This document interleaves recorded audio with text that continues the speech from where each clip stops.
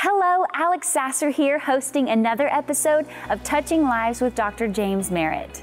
We are so glad you tuned in today and want to make you aware of some great resources available from this ministry. The free Touching Lives app is available on both Apple and Android smartphones and through the Amazon App Store, Roku, and Apple TV. Go to touchinglives.org/apps to learn more. Next, start your day in the Word of God using the daily devotional email from Touching Lives. You can register right now at touchinglives.org/devotionals to begin receiving your daily email. And finally, be sure to sign up for Dr. Merritt's monthly Bible teaching letter. This letter is delivered for free in print right to your mailbox each month. Go to our website at touchinglives.org/letter to register today. Thank you again for joining us. And now here is today's sermon from Dr. James Merritt. So good morning to you. Good morning to those who are watching online, those who will be watching by TV, to our campus at Mill Creek. For technology, it's Apple. For search engine, it's Google. For social networking, it's Facebook. For airlines, it's Delta. For online retailers, it's Amazon. For fast food, it's Chick-fil-A. So what am I talking about? I'm talking about the brands that have the highest loyalty rating in their particular industries. These are the companies that have more customers that keep coming back to them than any other company where they are. They're just some of the winners of the Brand Keys Customer Loyalty Engagement Index, which means they have the highest customer retention rates of anybody that does what they do. And it's a crucial metric because business executives actually watch this very religiously because they know nothing tops customer loyalty for building a business, keeping a business, and growing a business. But loyalty is not just crucial for businesses, it's crucial for friendships. Amen. It's crucial for marriages, it's crucial for the military, it's crucial for a nation. We're in a series that we're calling Mirror Image, and if you're a first-time guest here, we have been in this series for a few weeks, and what we've been saying is if you could just imagine that you had a mirror that you could look into, and it would not show you what you look like on the outside, it would show you what you look like on the inside, what would you see? When you're no longer trying to put up a pretense, no longer got the makeup on, no longer putting on a big front, nobody's looking, if you had that kind of a mirror, what kind of character would you see? And we've listed already 3 building blocks that should go into the house of character. We've talked about integrity, that's just doing what you say you'll do. We have talked about honesty, that's just simply telling the truth. And we've talked about humility, never thinking of yourself as more important than you really are. Well, today, we're going to talk about a trait that I believe is seen less and less, but it's needed more and more, and that is loyalty. When we hire new staff people here, one of the things that we talk about, my little pep talk, one of the things I emphasize is we expect you to be loyal. You'll get loyalty from me. I expect loyalty from you. And there is a book in the Bible that has as its title and its main character a woman by the name of Ruth. And the only reason that book is in the Bible, and the only reason we even know anything about Ruth is because of her incredible loyalty.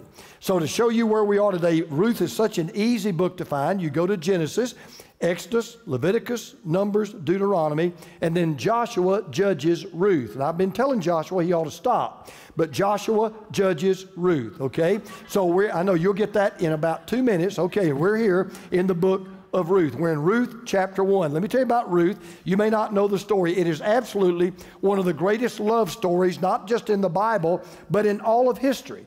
Movies and novels and books have been written about this story. And there would have been no love story. We wouldn't be talking about this had it not been for her incredible loyalty. Now, here's what's the shocker. The reason why this book is in the Bible, the reason why we know about Ruth, is because it is the story, and I'm getting ready for this now, it is the story of the loyalty of a daughter-in-law to her mother-in-law. Now, if you can write a story about that, you can write a story about anything. Because those of us who are married know this. It's hard to understand the whole in-law dynamic unless you have one or unless you become one. And I can tell you in my ministry, I'd be less than honest if I didn't tell you that I've heard enough in-law stories to make me absolutely convinced that in-laws ought to be outlawed. Because I want to tell you there are some family dynamics going on with in-laws. Comedians have made a fortune just off telling jokes about in-laws. I was reading the other day about a magic show, and after one amazing trick, someone screamed out to the magician, "How did you do that?" And the magician kind of replied back, and he said, "Well, I would tell you, but then I'd have to kill you." The voice came back and said, "Well, would you tell my mother-in-law?" So I want to tell you that I do believe this. I believe a lot of in-laws get a bad rap. And I'll tell you, I have been so blessed. My mother-in-law will be watching this program down the road. So I just want to let Lena know I could never have had a better, sweeter, finer mother-in-law than you. I love you, Lena. You are the love of my life. And I can tell you that is really true. And I can tell you when I read this story that I'm reminded of my wife and the way she treated my mom and my dad. Because Teresa was not a daughter-in-law to my dad and to my mom. Teresa was a daughter-in-love to my dad and to my mom. And that's really the way it should be. Now, to kind of set this story up, the book of Ruth is very short. It only has 85 verses in the entire book, and it's really just about ordinary people living ordinary lives who deal with ordinary problems. The story is simple. It begins with 3 funerals, and it ends with a marriage and the birth of a baby. But when you read the entire story of the Bible, it is no ordinary baby. It's an incredible story of how God used the loyalty of a woman who wasn't even a Jew to make sure that you and I would have a Savior. And when you read this story, it really will make you appreciate your family more, your friends more, your future more, and your faith more. Now, simple story. Israelites, there are 2 of them, Elimelech and Naomi. They're married. They have 2 sons, Mahlon and Chilion. They live in Bethlehem, but there's a problem. There's a Great Depression going on. Work is becoming scarce. Elimelech doesn't think he can provide for his family. He hears that things are going a lot better in a land called Moab. So he packs up what little that he has, and he takes his wife, and he takes his 2 sons, and they go to Moab hoping they can better their fortune. Well, not long after they get to Moab, Elimelech dies. His 2 sons marry 2 Moabite women. One is named Orpah, not Oprah, but Orpah, and the other one is named Ruth. Well, after about 10 years, the 2 sons die. Now, Naomi has got a real problem on her hand. She has no husband, she has no sons, and all she has are 2 daughters-in-law. And in that culture, that was a completely impossible situation because there's no way that 3 women on their own, particularly widows with no children, no relatives, in a time of famine, would ever hope to survive very, very long. So Naomi, this mother-in-law, is so wonderful. She's so sweet. She's so precious. She says something to her daughters-in-law that only a mother would say. You would never expect a mother-in-law to say this. She's heard that her relatives back home in Bethlehem, she's heard from them that things are a lot better in Bethlehem. So she intends to go back. She's going to pack up her belongings, what little she has. She's going to go back to Bethlehem. But for reasons you're going to see in just a moment, it really is not a good idea. As a matter of fact, it could be very dangerous for these 2 women to go to a country where they're not going to be welcome. Plus, Naomi knows if you'll stay in Moab, which is where you were born, it's where you were raised, it's where you grew up, you're going to have a lot better chance of meeting a man, a lot better chance of remarrying, a lot better chance of having children. And by the way, you'll still be with the friends and the family that you've grown up with and known all of your life. Well, Orpah takes up her offer. She takes her at her word. She says, I know you mean well and I know you're right. She hightails it back home. But Ruth digs in her heels.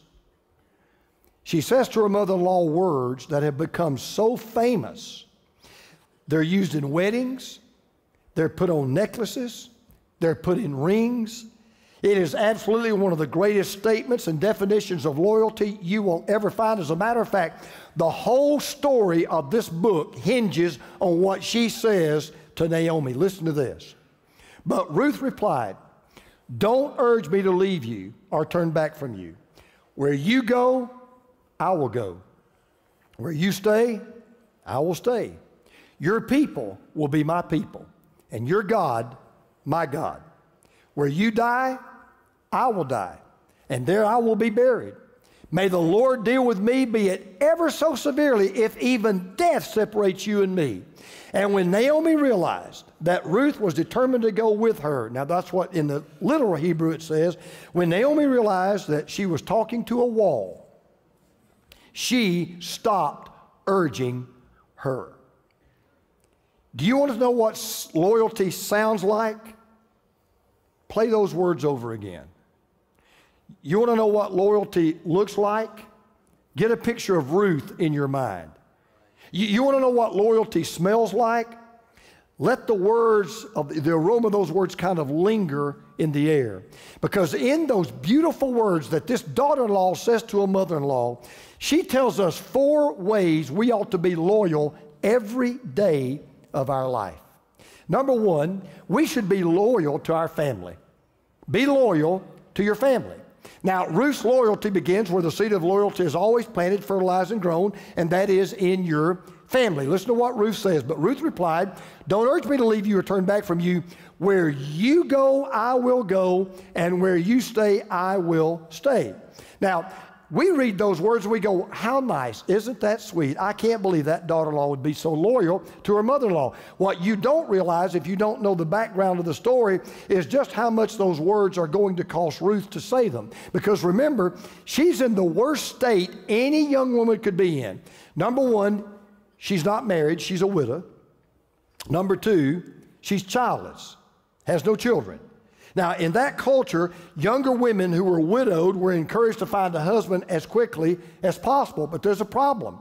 Naomi is going to a country where, A, she'll be a foreigner, she will be an immigrant, but because she is a Moabite, we'll find out about that in a moment, because of her Moabite background, she would find it basically impossible to attract any male that would have any interest in marrying her whatsoever. But it's worse.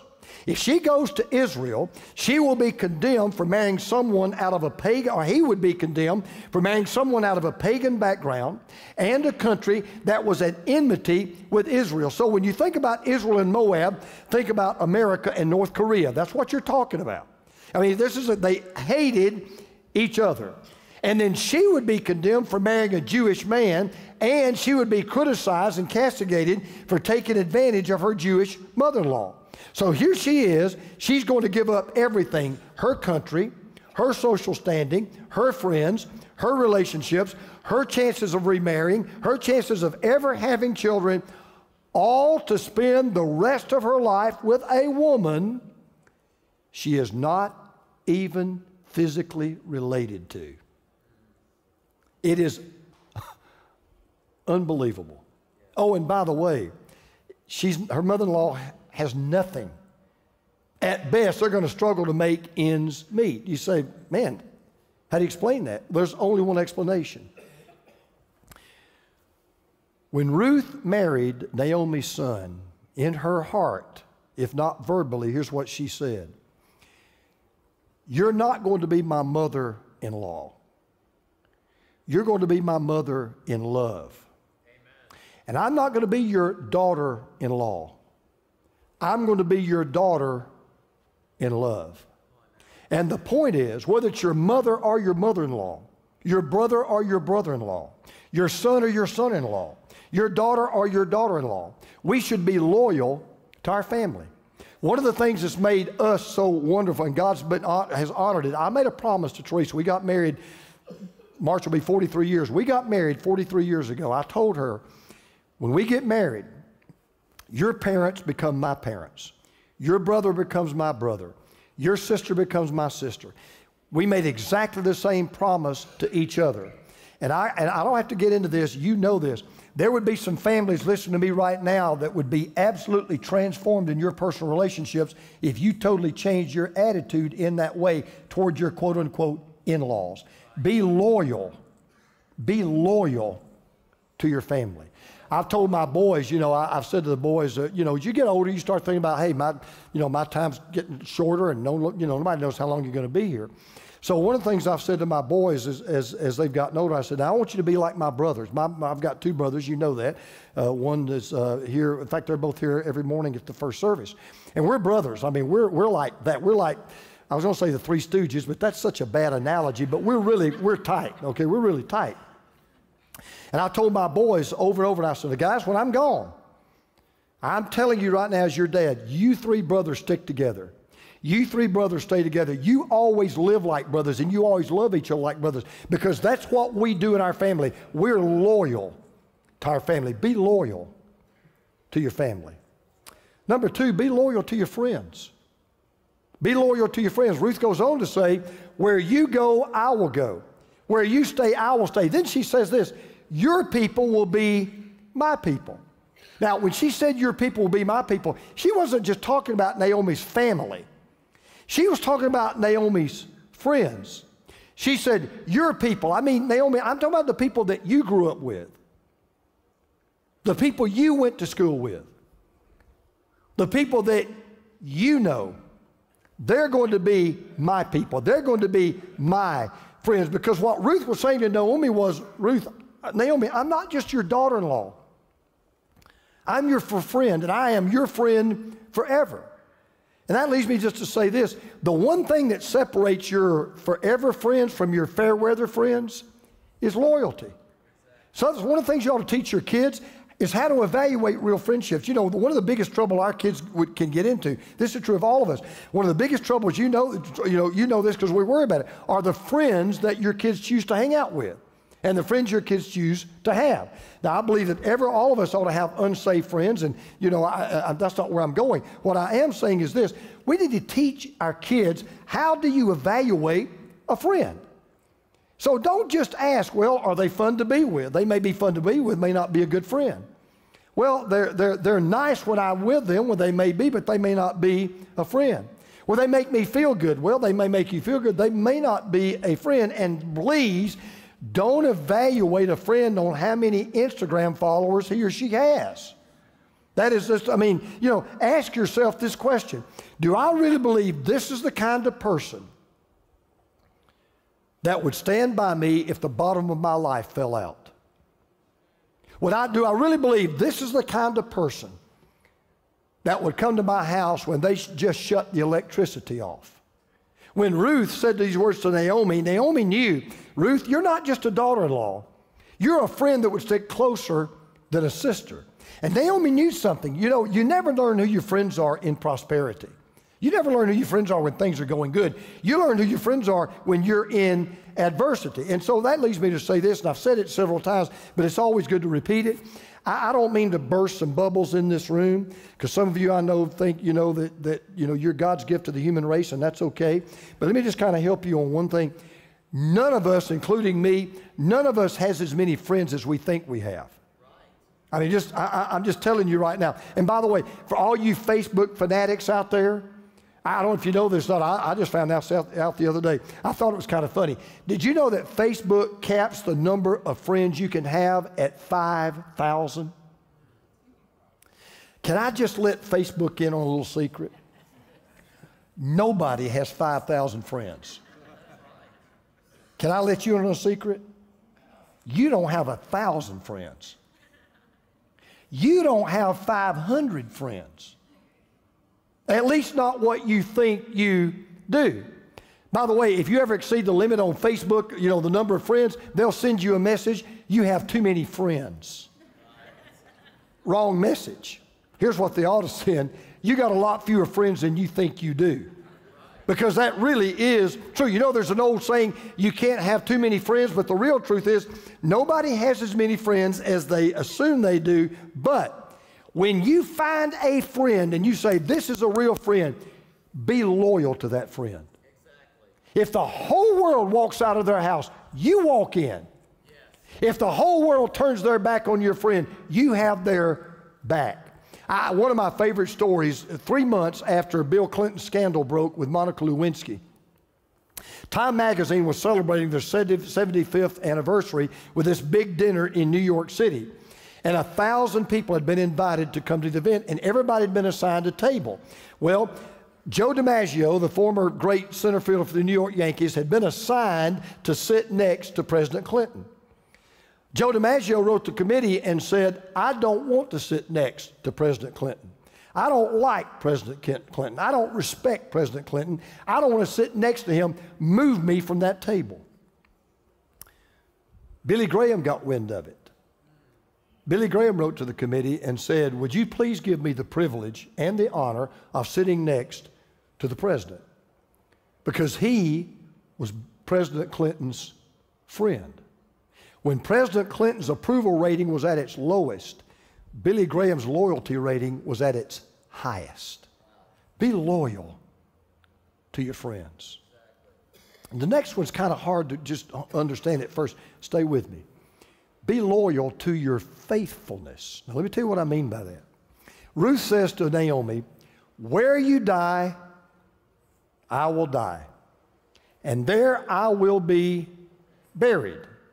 Okay? Now, I hope she didn't mean if we were in a Mexican restaurant. That would be kind of embarrassing. But anyway, may the Lord deal with me, be it ever so severely, if even death separates you and me. Now, let me tell you what she was saying. You talk about loyalty. Here's what she was saying.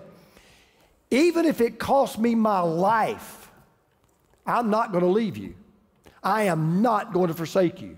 I'm going to live my life with you, and if necessary, I'm going to give my life for you. I am not going to leave you. Wherever you live, that's where I'm going to live. And wherever and whenever you die, that's where I am going to die. I am making a promise with my own life. So here's something Naomi knew.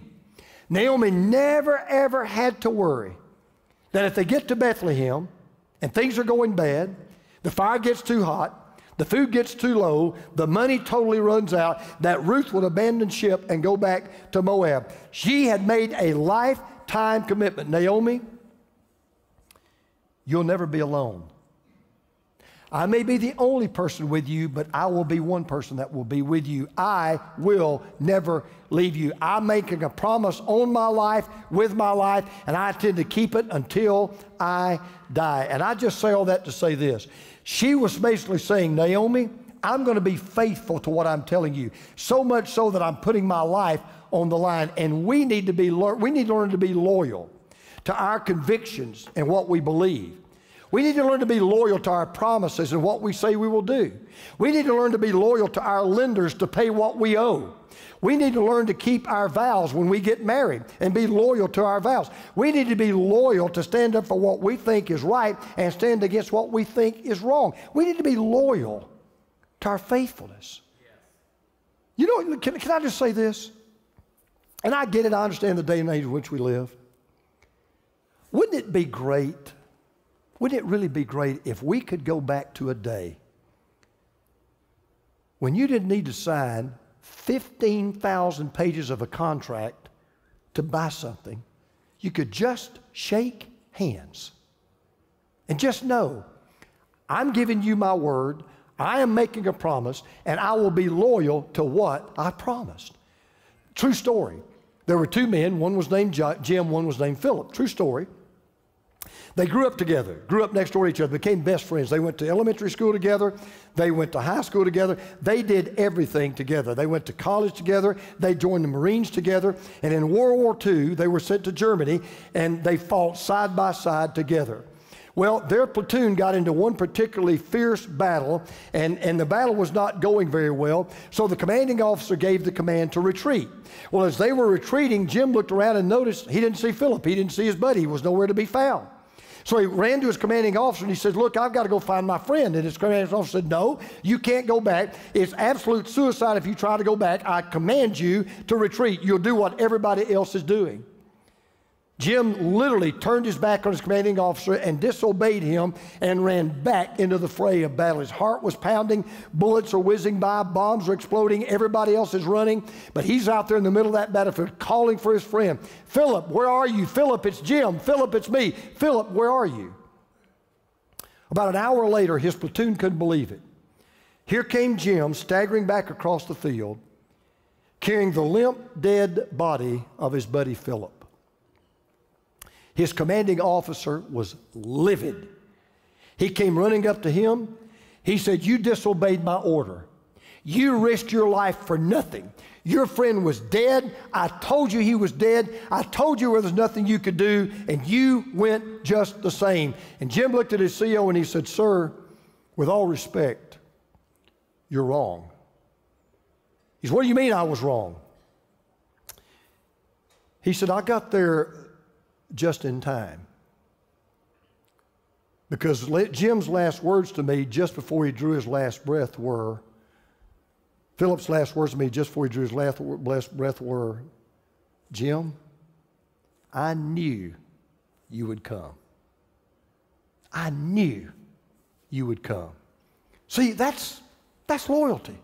Jim and Philip have made a promise. No matter what happened, we'll always be there for each other. We'll never leave each other on the battlefield. No matter what happens, we're going to be there. Never abandon the other in a time of need. Be loyal to your faithfulness.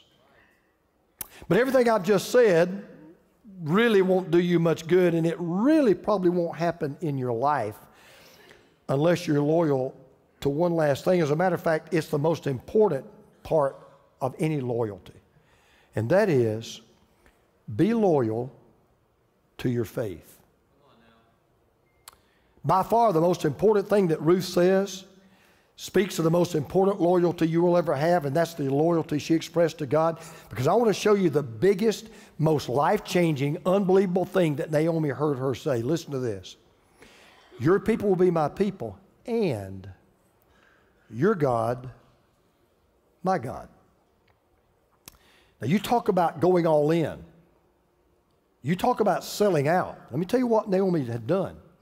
Remember, I told you Naomi was a Moabite. Now, you may not know who the Moabites are, so let me kind of tell you just a little bit. The Moabites actually came from an incestuous relationship that a man by the name of Lot, if you don't know who Lot is, Lot was the nephew of Noah in the ark. He was Noah's nephew. Lot had an incestuous relationship with his daughter. The offspring of that relationship became known as the Moabites.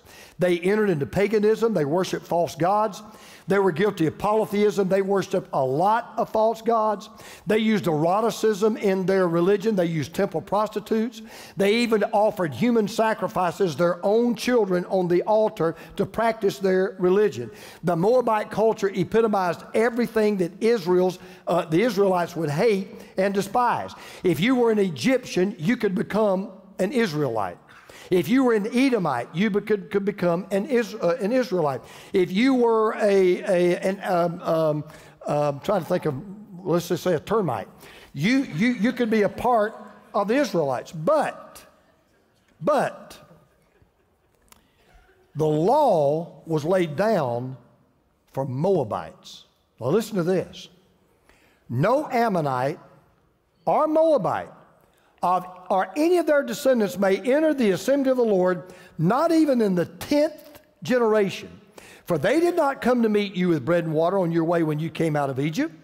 And they hired Balaam, son of Beor, from Pethor in Aram Naharaim to pronounce a curse on you. However, the Lord your God would not listen to Balaam, but turned the curse into a blessing for you.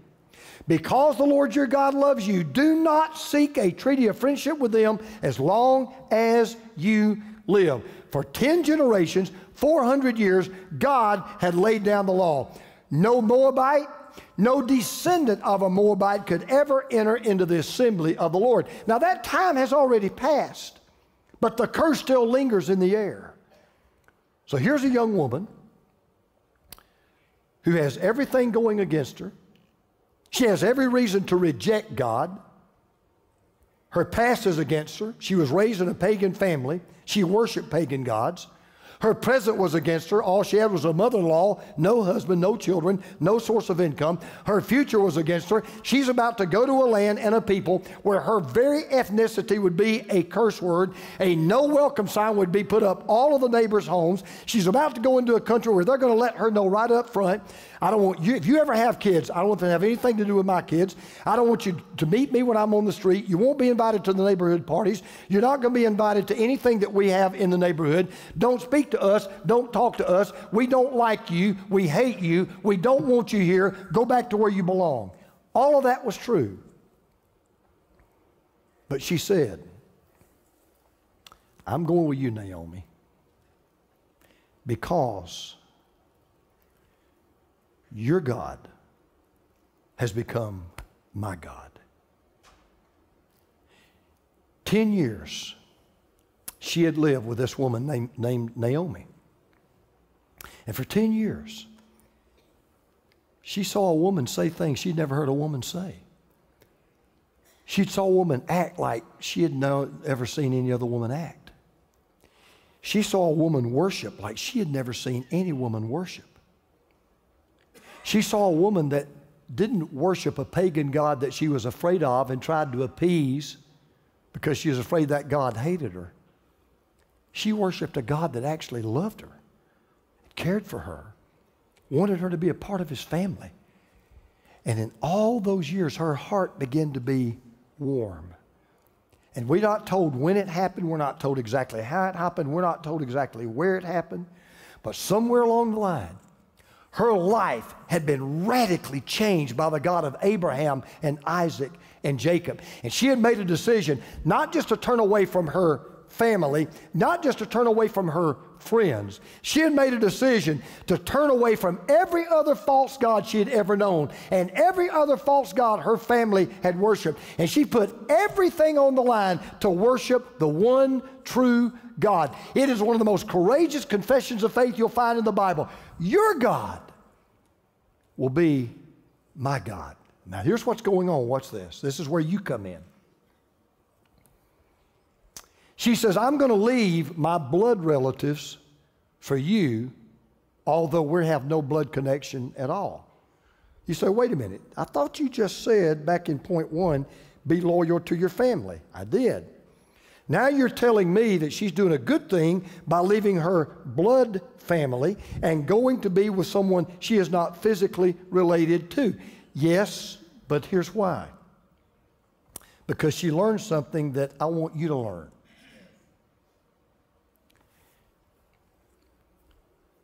The real family that we have and the greatest family that we have is not our flesh family. It's our faith family. Amen. Your real family is the family you're going to spend eternity with. Now, it's because of your faith family you love your flesh family. It's because of your faith that you want your flesh family to be a part of the faith that you have. But the greatest family you'll ever be a part of is not your physical family. It is your spiritual family. It is your forever family. And so Ruth had come to know the God of Naomi. She had forsaken the false god of the Moabites. She had given her heart to the true God. And now to her, this is what's amazing. Did she love her flesh mother? Sure she did. Did she love her flesh father? Of course she did. But you know what she was saying to Naomi? My mother-in-law of faith is more family to me than the mother of my own flesh. Blood is thicker than water. It is not thicker than the Holy Spirit. It is not thicker than Jesus. It is not thicker than the God that made us. It's just not. And that is no way to denigrate your flesh family. There's nobody on this planet that loves their flesh family more than I do. There's nobody that loves their kids more than I love my kids. There's nobody that loves my grandkids more than I love my grandkids. There's nobody that loves their parents more than I love my parents. There's nobody that loves their siblings more than I love my siblings. I absolutely adore them. But at the end of the day, you know why we are such a fantastic family? It's not because of DNA. It's not because of blood. It's because we have a common faith in the Jesus that died for us and the God that made us, and one day we're going to spend all eternity together. That is the real family. That's the family that Naomi was talking about. That's the family that had radically changed her life. And as much as you may love your family, as much as I love mine, the greatest family you'll ever be a part of on this planet is the family of faith. So what does God do? God honors her loyalty. Because let me tell you how the story kind of winds up. She goes to Bethlehem. She meets a man, a great man. He marries her. She has a child in a culture that places far more value on sons than it does daughters. She even wins the respect of all the women in town. Because after she has her firstborn son and all the women are throwing the post-baby party, here's what they said to Naomi about her daughter-in-law. Listen to this. Your daughter-in-law, who loves you and who is better to you than 7 sons, has given him birth. Those mothers, all those women in Bethlehem said, man, sure wish we had a daughter-in-law like yours. Boy, they're better. She is better to you than 7 sons. And oh, by the way, the greatest blessing of all, the son that Ruth had, his name was Obed. May not mean a lot to you. Obed was the grandfather of David, who became the ancestor of Jesus. So because of the loyalty of a pagan Moabite woman who met the true God and gave her life to the true God, guess what happened? You go to the genealogy of Jesus in the New Testament, you'll find 4 women listed in his family tree. There's Tamar. She was a real piece of work. She was guilty of incest. You upgrade to Rahab. She was a prostitute.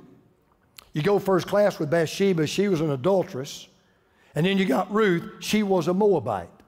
But because of her loyalty, God used her not just to bear a son, but to change the history of the world. Now, where do you come into the story? What's all this got to do with you?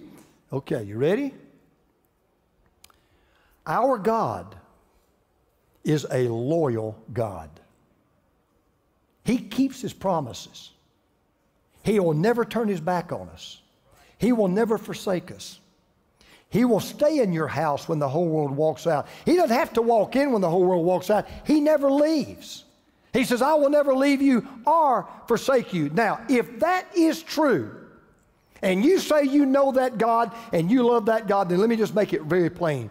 We owe it to that God to be loyal to him and his church in worship. We owe it to that God to find a place of service in this church. We owe it out of loyalty to that God to grow in discipleship, to get in a small group in this church. We owe it out of loyalty to that God to allow ourselves to be sent and to go and to share the life-changing message of the gospel. Loyalty means that when you can be here, you will be here. That's what you're showing when you walk into. Don't you think it's a little small deal? I was out in the lobby while I was watching people come in. Every one of you come in, I said, oh God, thank you that they came. Nobody makes you come. Nobody pays you to come. But you came. You didn't have to come. And don't think I don't take that for granted. I don't take it for granted. I said, Lord, thank you that they came. But let me tell you something. Whether you realize this or not, next time you don't think it's a big deal, let me just tell you this. Every time you get up, and I know sometimes it's hard to get up. Listen, I'm the pastor, and sometimes I don't want to get up. But every time you get up, whether it's hot or cold, dry or rainy, you get up, you get dressed, you come into the assembly of the people of God. I'm telling you right now, God looks at you and says, thank you for expressing your loyalty to me, and expressing your loyalty to my family, and expressing your loyalty to my son. Thank you for serving whenever and wherever you're needed, because when we needed a Savior to die for us, you know what Jesus said? I'll be there. You can count on me. I am so loyal to you, I'll go to a cross to show you how loyal I am to you. How much more should those of us here today, every time we get the chance to worship, and every time we get the chance to serve, and every time we get the chance to be an encouragement to others in a small group, and every time we get the chance to be sent out and share the gospel, how much more should we say, Lord, I'll be there. We are so glad you tuned in here on the Touching Lives digital channel, and we hope you enjoyed the sermon today. Be sure to click and follow this page, and feel free to leave any comments below. We'd love to hear your thoughts from today's message. And finally, I am so pleased to announce that Dr. Merritt will be returning to Africa in November of 2020 for another Serve and Safari tour of Kenya. This life-changing trip combines mission work in one of the poorest parts of Kenya, plus a once-in-a-lifetime safari in the beautiful Masai Mara National Park. Learn more at touchinglives.org or email us at info@touchinglives.org to request a free brochure. Thank you so much for watching today. I'll see you right here next time for another episode of Touching Lives with Dr. James Merritt. Touching Lives, teaching people everywhere who Jesus is and why they need Him. This program is sponsored by Touching Lives Ministries and is made possible by the grace of God and your faithful prayers and gifts.